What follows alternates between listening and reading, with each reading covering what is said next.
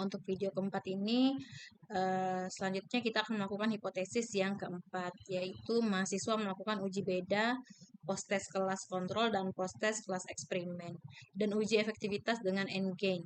Nah, kita mengambil rumusan masalah yang kedua, apakah ada perbedaan yang signifikan antara nilai post-test menggunakan media video dan nilai post-test menggunakan media AR untuk pembelajaran biologi.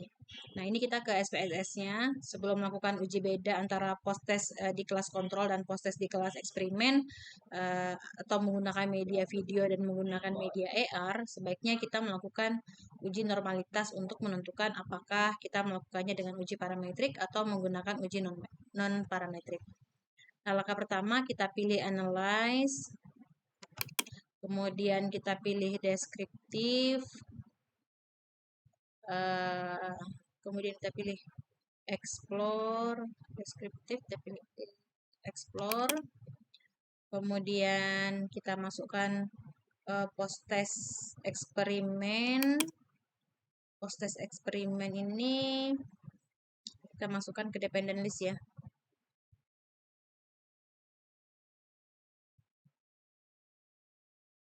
Post-test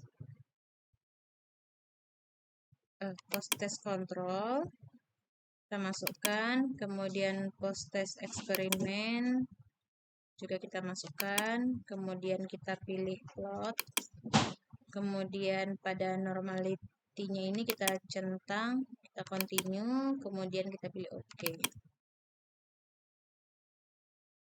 Maka didapat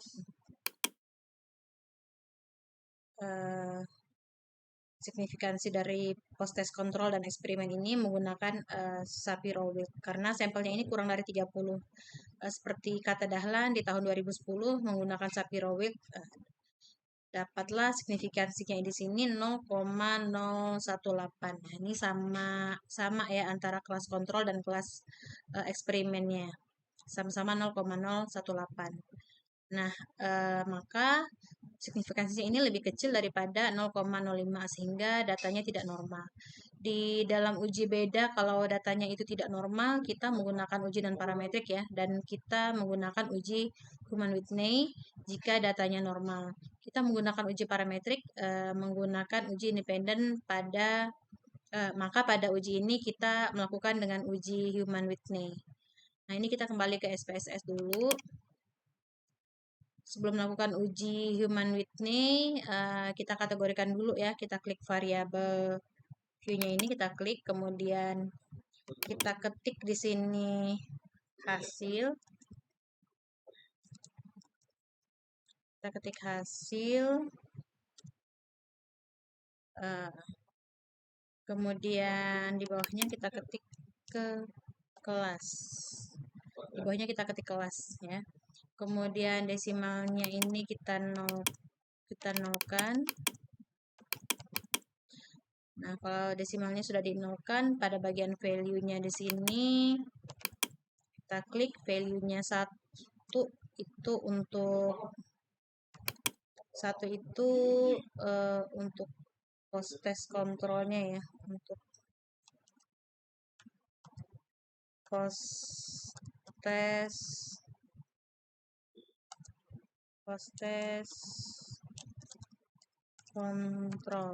post-test control. Kemudian yang 2 itu untuk post-test eksperimen, yang kedua itu untuk post-test eksperimen. Kalau sudah kita oke kan. Nah, selanjutnya kita masukkan datanya, kita kopikan aja data post-test control di hasil dan post-test eksperimennya kita kopikan. Post-test control ini ya, datanya ini kita copy.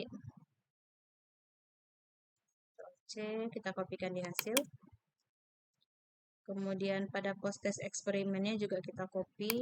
Kopinya dari atas ya. Aduh, sorry. Kopinya dari atas. Kemudian post-test eksperimennya juga Ini kita copy, pindahkan ke sini. Kemudian pada kelas ini tadi kita ketik 1 ya. Ini juga kita copy sebanyak 30.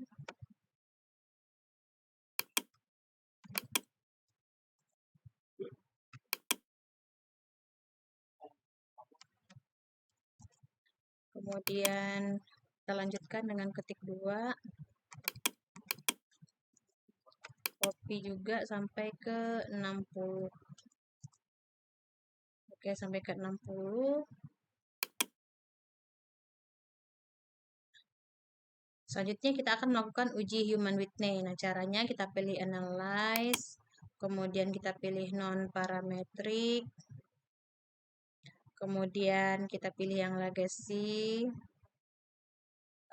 kemudian kita pilih yang two independent sample, ini. Kemudian kita masukkan di tes variabelnya, hasil di tes variabel, kemudian kelas di grouping. Kemudian kita pilih define group, kemudian grup 1 ini kita ketik 1, grup 2-nya kita ketik 2, kemudian kita continue-kan, kemudian pastikan tipe tesnya di sini main Whitney U ya, sehingga terbacalah hasil human with main Whitney U-nya. Oke kan. Nah, didapat hasilnya di sini.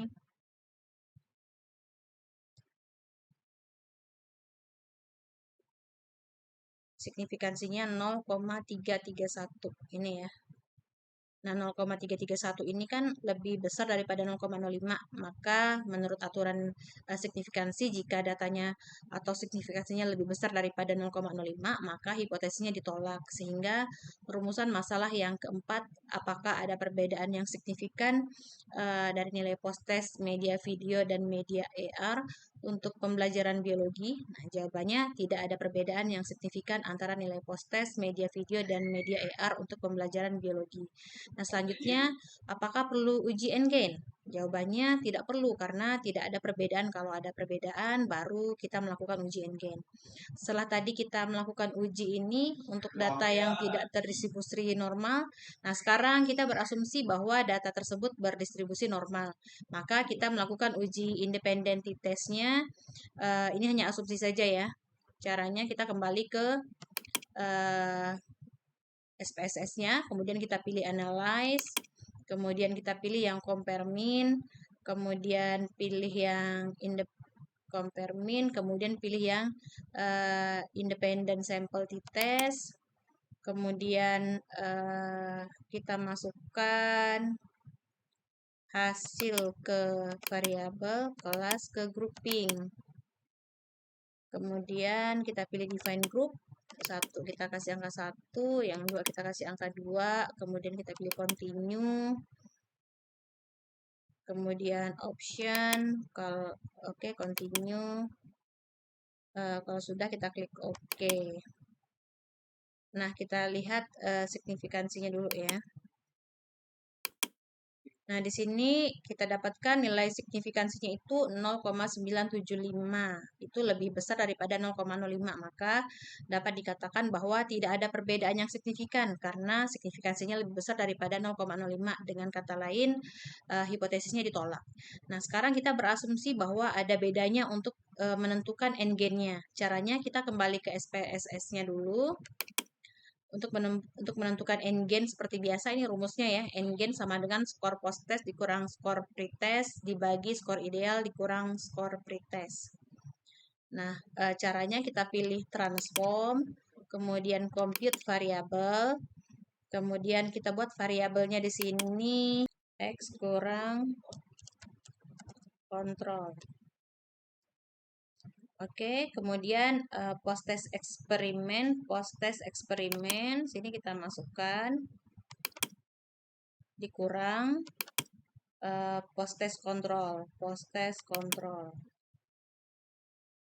masukkan. Kemudian kita ketik OK. Udah execute, kita cek. Oke, untuk X kurang kontrolnya sudah masuk ya nilainya ya.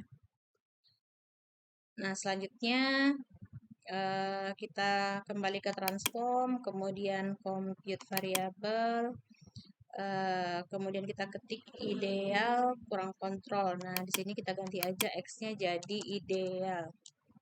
Ideal kurang kontrol. Nah, untuk rumusnya kita ganti. Idealnya itu 100 ya. Idealnya itu 100 kurang idealnya itu 100 kurang post test kontrol. Post test yang kontrol, post test kontrol. Proses kontrol ya.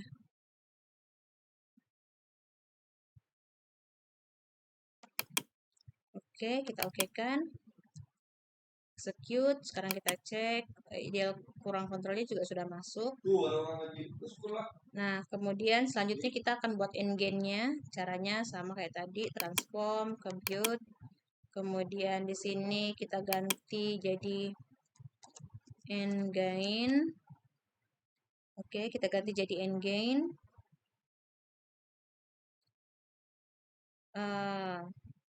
Kemudian di sini kita ganti ya.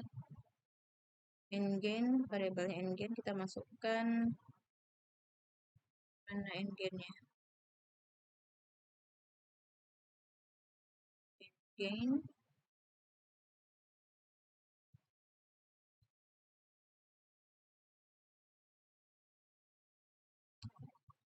Masukkan X kurang. Oh, ini X kurang kontrol. Kita masukkan dulu. Kemudian ini dibagi ya. X kurang kontrol dibagi ideal. Dibagi ideal kurang kontrol. Baru kita okekan. Execute. Sekarang kita cek. Sudah ada endgain-nya. Selanjutnya, nah endgain ini akan kita lihat dalam bentuk persentasenya ya. Nah, oke.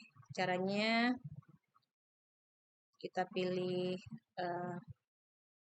transform, compute, kemudian endgain persen, kemudian endgain persen.